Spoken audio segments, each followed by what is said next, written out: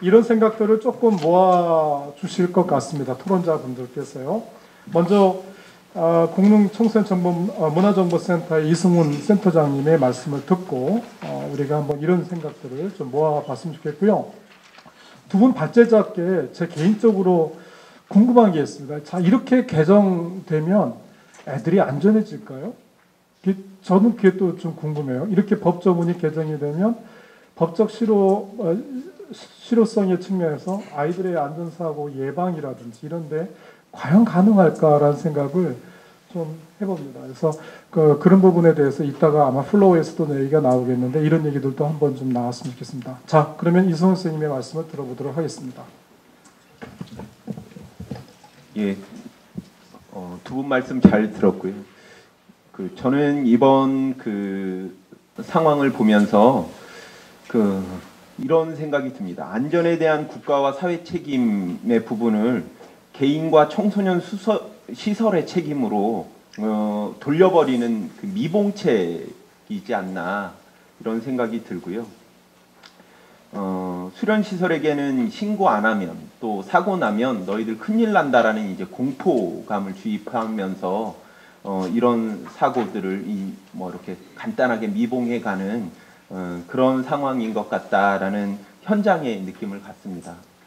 먼저 말씀드리기 전에 사실 5월 28일 날 먼저 법령이 개정됐을 때 대안학교 관계에서 일하시는 분들, 활동가들, 또 청소년 인권단체들, 또 김차연 변호사님과 또 이렇게 이 법령의 신고제의 문제에 대해서 아파하시는 분들이 같이 모여주셔서 12월 20날 이제 개정된 그 법률은 제가 봤을 땐 수련시설, 저희 같은 이 수련시설에 대한 통제를 강화시킨 법이었음에도 여러 주변의 청소년 활동을 이렇게 애써서 마음으로 응원하시는 분들이 같이 모여주셔서 저희 수련시설끼리만 모여서 아파하는 게 아니라 좀 더 그 장이 넓어졌다는 거에 대해서 상당히 감사드립니다.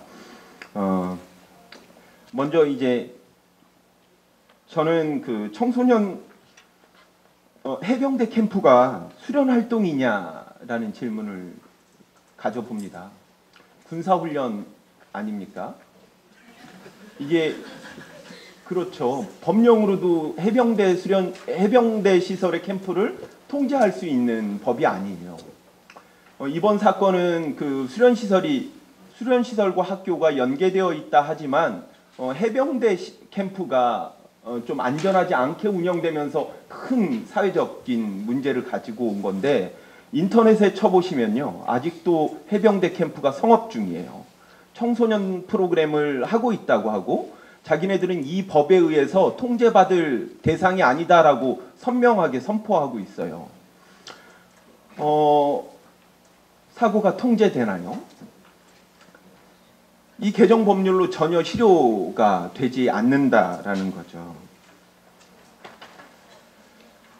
56페이지인데요. 단지 실효가 있는 부분이라면 저희 같은 수련시설이 이제 해병대 캠프를 위탁을 줄 때 간접적인 영업 제한 정도의 기준만 강화된 겁니다. 그 정도라면 이렇게 막 난리 법석을 치를 필요도 없었고 단지 한두 문장 바꿨으면 되는 법령인데 모든 것을 이렇게 다 초토화시켜버리는 상황이 됐죠. 신고 서류는 왜 이리 복잡합니까? 또 어디까지 신고해야 되는지 모르겠습니다. 5월 28일 개정 법률에 의한 것들만 이번 겨울을 나면서 저희가 경험했던 사례들 한 6가지만 정리해 보겠습니다. 첫 번째는 진로 캠프를 진행하는 담당자의 이야기인데요. 저한테 서류가 너무 많아요 이런 얘기들을 계속해요. 한 10가지도 넘는다고 하더군요. 실제로 저희가 해봤더니 그래요. 개인정보의 집적도 심각하고요. 청소년 참여자 모집하기 14일 전까지 세부 프로그램 계획서까지 짜서 신고해야 하는데 참여자 특성을 고려할 시간이 없어요. 요즘엔 저희는 이렇게 프로그램 진행합니다. 참여자들을 모아놓고요. 그 아이들의 요구에 기반한 프로그램을 만들어요. 그런데 그 모집하기 전에 프로그램이 다 나와 있어야 된다 그러면 이런 식의 운영은 전혀 불가능한 거예요. 그랬더니 안전을 위한 조치를 담당자가 고민하고 뭐 대안을 궁리하고 이런 데 시간을 쓸 수 있는 게 아니라 행정 서류 하다가 시간을 다 뺏기고 나니까 다음에는 저 캠프 못 하겠어요. 이렇게 해서 안전 담보 안 될 것 같아요. 이런 얘기만 나와요. 두 번째는 저희가 학교 밖 아이들 만나고 있는데요. 이 아이들이 되게 우발적일 수 있어요. 어디에 이렇게 소속되어서 움직이는 게 아니기 때문에 자유스러워요. 그렇기 때문에 그 우발성은 나쁜 게 아니거든요. 자발성이에요. 그래서 그 아이들과 이야기하다 보면 선생님 우리 여행 가요 이렇게 얘기를 해요. 그런데 저희의 답은 미안하다 얘들아 14일 전에 신고해야 되는데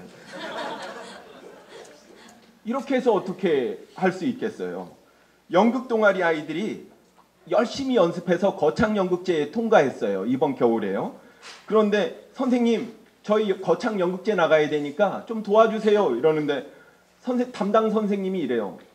법이 바뀌어서 왜 그랬니? 이래요. 먼저 얘기하고 해야지. 우리가 오히려 아이들을 통제하기 시작해요. 왜 그랬니? 너희들 왜 얘기 안 하고 그렇게 해가지고 선생님을 난처하게 만드니? 그래요. 네 번째는요. 겨울방학인데 부모님께 허락받고 센터에서 하룻밤 자면서 내년 활동 기획하면 안 돼요? 이렇게 아이들이 물어봐요. 이것도 14일 전이기 때문에 안 된다고 하죠. 만화 동아리 아이들이요. 여행 가겠다고 그래가지고 저희가 같이 회의를 좀 했어요. 어떻게 하면 좋을까 이렇게 하면서 자기들이 가보고 싶은 애니메이션 박물관, 타보고 싶은 기차 뭐 이런 것들 아이들이 선정하게 했어요. 그랬더니 아이들이 그 여행을 갔다 오고 나서 글을 쓰고 책자를 만들어가지고 자신들의 활동을 사람들한테 공유해요. 얼마나 좋은 활동이에요. 그런데 이제 이걸 후배들한테 전수하려고 그러면 불가능해져요. 남들이 다 짜준 밥상을 먹는 역할만 청소년들은 해야지 자신들이 자발적으로 프로그램을 기획하고 참여하는 활동은 불가능해요. 이 법령으로는요. 센터 내에 도서관이 있는데요. 1박 2일 활동을 매년 해왔어요. 그런데 센터의 도서관에서 하는 활동은 문화의 활동이에요? 수련 활동이에요? 구분이 안 돼요. 애매해요. 그런데 우리한테는 공포감이 있어요. 이 법 어기면 벌금을 받을 것 같고요. 3년마다 재이탁에 그렇게 되면 불이익을 당할 것 같아요. 하라고 할 수가 없게 됐어요. 청소년 교류활동과 청소년 문화활동은 사전신고 대상이 아니라고 하는데요. 국가 간 청소년들의 상호교류를 목적으로 해병대 캠프 가면 신고해야 돼요? 어떻게 해야 돼요? 이건 교류활동이에요. 수련활동이에요. 봉사활동이 가미된 청소년 캠프 활동을 하면 이건 문화활동이에요. 봉사활동이에요. 수련활동이에요. 구분이 안 돼요. 애매해요. 하지만 우리는 공포감이 있기 때문에 또 신고할 거예요. 아니면 안 하든지요. 어떻게 하면 이 문제들을 해결할 수 있을까요? 우리는 해병대 캠프 사고뿐만 아니라 최근에 이제 경주 리조트 사고를 통해서 배울 수 있다고 봐요. 돈벌이 제한하면 되는 거 아닐까요? 그러니 청소년 활동을 영리 목적으로 하다 보니 수익을 위해 인력 투입을 최소화하고 무자격자 동원하고 시설 관리를 충분히 하지 않고 그러고 프로그램으로 연결하는 거죠. 공공성을 강화하면 이런 일이 생기지 않죠. 사람 만나는 거, 아이들 만나는 거를 평생의 업으로 생각하고 열심히 진실되게 일하는 사람들을 통제할 게 아니라 그걸 돈벌이로 혈안이 돼서 들어오는 사람들을 통제해야죠. 그런데 안타깝게도 12월 20일 개정 법률은 이 점을 놓치고 있습니다. 청소년 시설을 통제하는 쪽으로 간 거죠. 법적 테두리 안에 있는 청소년 시설의 활동이 위축되면 장사 속을 목적으로 한 그 반대편에 있는 영리단체의 활동이 활성화될 수밖에 없어요. 사람들은 그런 활동을 기대하고 수요하고 있기 때문에 우리의 활동이 통제되면 영업행위를 하는 다른 쪽의 활동이 늘어날 수밖에 없다고요. 그렇기 때문에 청소년 활동진흥법이 제대로 청소년 활동을 진흥하려고 그러면 청소년 수련시설의 공공성을 확보해주는 방향 쪽으로 흘러야 된다라는 거죠. 그렇지만 학교, 복지관, 다른 도서관, 평생교육시설에 비해서 청소년 수련시설은 운영이 제한되죠. 재정을 일부만 지원받고 거의 수익행위를 통해서 수련시설을 운영하라고 해요. 수련시설의 운영자는 직원들의 인건비, 시설의 개보수, 또 이런 여러 가지 재정이 들어가는 문제들을 온전히 책임져야 되는 문제들을 가지고 있어요. 다른 공공시설과는 다른 굉장히 열악한 재정 구조를 가지고 있는 거죠. 그렇다 보니 우리도 자신 있게 말할 수 없어요. 아이들의 안전을 최우선으로 해서 모든 정책을 펼치겠다 이렇게 말할 수가 없단 말이에요. 그렇기 때문에 이런 문제들이 더 이상 생기지 않으려면 청소년을 만나는 공익시설, 공공시설에게 제대로 된 활동을 할 수 있도록 지원책을 마련하는 것부터 개선해 가야 된다라고 생각을 합니다. 제가 좀 흥분을 했는데요. 사실은 제 역할이 현장의 목소리인데 흥분해 줄 사람이 필요해서 나오라고 그래가지고요.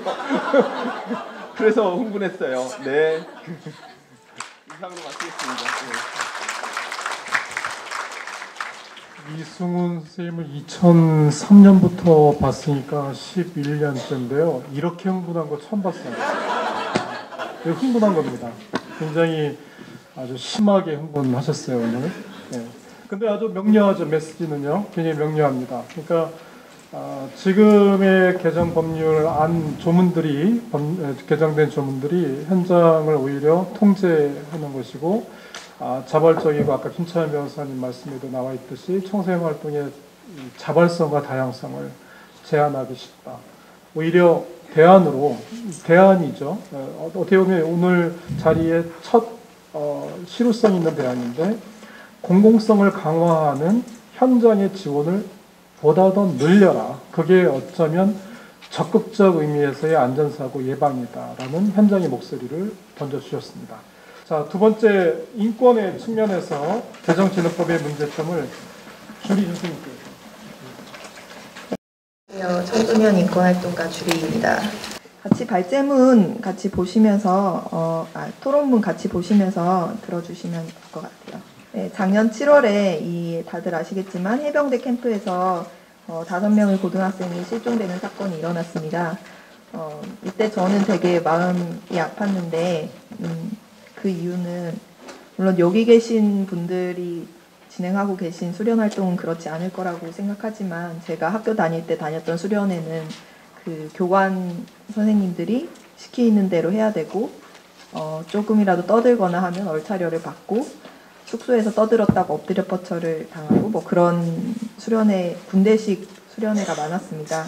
그래서 그때 사건도 이 청소년들이 그 지도사가 좀 안전하지 못한 바닷가에 들어가라고 했을 때 그 명령을 거부하지 못하고 들어갔다가 실종된 사건이었고요. 그래서 저는 약간 전 국민이 이 사건에 관심을 가지고 뉴스에서도 많이 보도되고 하는 걸 보면서 이런 청소년들을 대상으로 한 군대식 수련회 그리고 명령에 따를 수밖에 없는 청소년의 위치에 대해서 좀 경각심을 가지면 좋겠다 이렇게 생각을 했습니다. 그런데 정부나 언론에서 내놓는 대책은 함부로 해병대 명칭을 못 쓰게 하자 사설업체들이 아니면 그리고 또 체험 캠프를 사전에 신고해서 그렇게 진행해야 된다 이런 식의 대책밖에 없었습니다.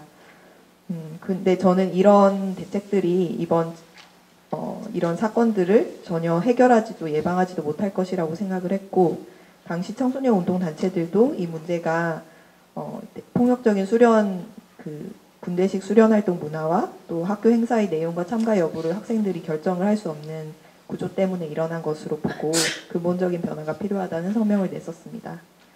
이 청소년활동진흥법 개정안도 이런 해병대 캠프 참사 같은 일들을 예방한다는 법으로 계속 홍보되고 있는데 과연 활동의 내용과 인적사항을 국가에 신고하면 청소년들의 안정이 보장될까? 저는 이 개정안이 해병대 캠프 일 이전에 시행되었더라도 이런 비극이 전혀 예방될 수 없었을 거라고 생각하고 오히려 청소년 본인이 원치 않고 또 대단히 비상식적인 명령에 또 싫다고 이야기할 수 있었다면 그래서 물에 들어가지 않았을 수 있었다면 교사와 지도자에게 싫은 건 싫다고 얘기할 수 있었다면 예방될 수 있지 않았을까. 저는 청소년 인권 활동을 관점에서 그렇게 보고 있었습니다. 안전하다고 여겨지는 청소년에게 안전하다고 여겨지는 제도권의 공간들이 있습니다. 그런데 조금 더 근본적으로 청소년은 그러면 그 속에선 안전한가 이런 질문들을 던져볼 필요가 있다고 생각합니다. 이 안전이라는 게 최근 몇 년간 굉장히 국민적인 요구로 읽혀져 왔고 이 4대약 학교폭력, 성폭력, 가정폭력, 불량식품 척결을 공약했던 박근혜가 대통령에 당선됐습니다. 계속 끊임없이 발생하는 범죄와 사고 소식이 계속 보도가 되고 특히 여성과 어린이, 청소년의 안전을 위한다는 여러 정책과 도구가 도입되었습니다.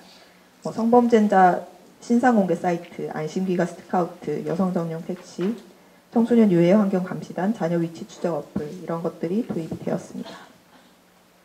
이 어린이와 청소년들이 방어 능력이 없고 위험에 빠지기 쉽고 그래서 자기결정권이 침해되더라도 보호를 해야 된다고 여겨지는 게 지금의 정책 방향인 것 같습니다. 이 보호라는 것은 제도적으로도 또 관행적으로도 이루어지고 있고 또 학교와 가정, 지역사회와 또 법정에서도 이루어지고 있는 것 같습니다. 위험하기 때문에 청소년이 있어서는 안 된다고 여겨지는 공간들이 있는데 바깥, 밤거리, 뒷골목, 술집, 유흥업소 이런 곳은 청소년들이 위험하기 때문에 보호받아야 된다고 가지 않아야 된다고 여겨지는 곳들입니다. 그런데 또 청소년이 꼭 머물러야 한다고 강요되는 공간들이 있습니다. 학교, 집, 학원 이런 공간들입니다. 어떤 공간들은 낮에 신뢰할 만한 보호자와 함께 이용하면 괜찮다고 여겨지기도 하고 그런데 대부분 청소년끼리 조금이라도 안전하지 못한 공간에 가는 것은 위험하고 일탈적이라고 여겨집니다. 그래서 청소년들끼리 무엇을 하려고 해도 웬만한 숙박업소는 이용이 불가능하고 밤 10시면 찜질방, 노래방, PC방도 갈 수가 없고 집에서는 통금 시간을 정해둡니다. 그래서 성인들끼리는 그냥 가볍게 여행 가자 해서 떠날 수 있는데 청소년들끼리는 굉장히 신경 써야 될 것이 많죠. 그런데 이렇게 위험한 바깥을 차단하고 어떤 제도권 속 학교와 집, 학원만 오가도록 허용하는 것이 청소년들의 안정을 보장하나 저는 청소년들이 길거리에서 당하는 폭력보다 오히려 학교에서 어른들이 걱정하는 학생 간 폭력 못지않게 교사에 의한 폭력과 폭언을 더 경험하고 있다고 생각합니다. 또 아동을 대상으로 일어나는 성폭력 가해자가 20%가 가족과 친척이고 자녀에 대한 체벌과 가정폭력은 가정 안에서 너무나 쉽게 일어나고 있습니다.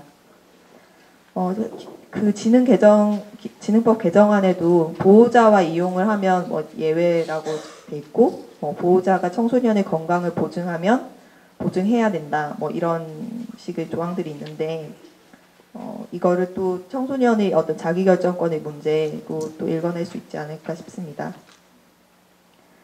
이 학교와 가정에서 벌어지는 청소년에게 위험하고 또 유해한 상황들을 어쨌든 정부에서는 묵인하거나 제대로 문제 삼고 있지 않은 것 같습니다. 근데 청소년이 학교와 집이 아닌 다른 곳에서 무언가를 하려고 하면 온갖 규제를 보호의 이름으로 들이대고 있는 것 같습니다. 그런데 이게 청소년의 안전을 위해서라기보다는 통제를 쉽게 하기 위해서인 것 같다고 생각합니다. 그래서 사실 청소년을 대상으로 한다면 되게 성찰 없이 규제와 관리가 용인이 되는데 사실 국가가 청소년과 청소년의 활동을 규제하고 관리한 거는 하루 이틀 일이 아니죠.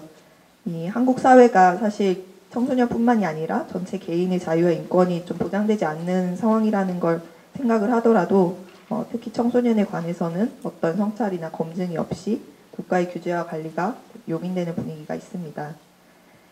대표적으로는 청소년들이 게임 중독 이슈가 되니까 나이에 따라서 게임 시간을 국가에서 규제하는 정책이 시행됐었고 또 학생의 성적과 사생활에 대한 정보를 관리하는 나이스 시스템도 지금 돌아가고 있습니다. 또 최근에는 새누리당에서 탈학교 청소년의 재학 중 생활기록부, 전화번호와 이메일 등의 정보를 여성가족부에서 수집하는 법안을 발의했습니다. 그리고 학교 밖 청소년에 대한 2014년 교육부, 여가부 합동 대책을 살펴보면 KT와 협조해서 1388로 가출 청소년이 상담 전화를 걸면 그 청소년의 위치와 시간대 정보를 수집해서 아웃리치 요원을 배치하겠다고 그런 내용이 담겨져 있습니다. 만약 이런 정책들을 청소년이 아니라 성인을 대상으로 발표했다면 어떤 반응을 보일까요? 단지 청소년이라는 이유로 보호를 위시한 이런 인권 침해와 규제가 일상적으로 일어나는 이 상황에 대해서 우리가 모두 너무나 익숙해져 있고 그래서 만약 미청소년을 대상으로 그렇게 했다면 이라고 좀 낯설게 보기가 필요한 것 같습니다. 이번 지능법 개정안의 문제도 이런 청소년과 관련한 문제에다가는 규제와 관리 관점으로 접근하는 이 사회의 태도와 무관하지 않다고 생각합니다.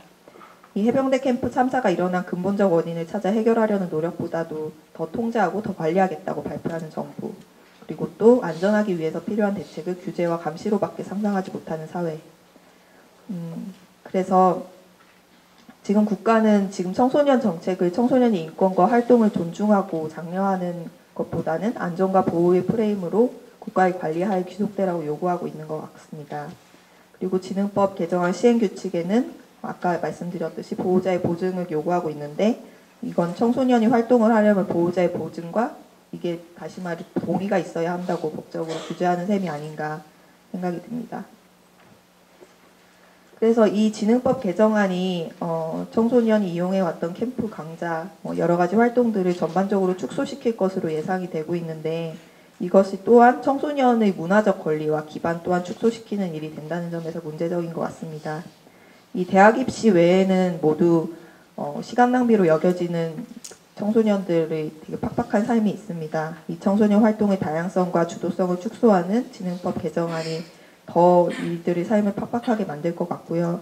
그리고 현재의 교육이 입시 경쟁과 획일화된 인간 양성으로 문제점이 많다는 것은 아마 사회적으로도 많이 공유하고 있는 사실인데 이런 문제를 해결하고 또 학교 안팎을 넘나드는 다양한 배움과 또 청소년의 주체적인 활동을 보장하는 것이 중요하다면 지금 한국 사회가 청소년이 안전한 곳이 되기 위해서 필요한 것이 낱낱이 보고받아서 규제하는 게 아니라 이 청소년의 위치를 더 이상 미성숙한 약자로 아니면 순종해야 되는 자로 위치 지어지지 않는 것, 그래서 자신의 안전을 스스로 고려하고 스스로 책임지는 것을 포함해서 삶을 주체적으로 살 수 있는 권리를 보장해야 되는 것 아닌가 그런 생각이 듭니다.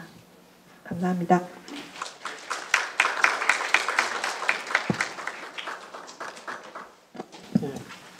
주리 스님의 이야기는 한마디로 정리가 될 것 같습니다. 청소년이라면 성찰 없이 용인되는 규제와 관리의 대상.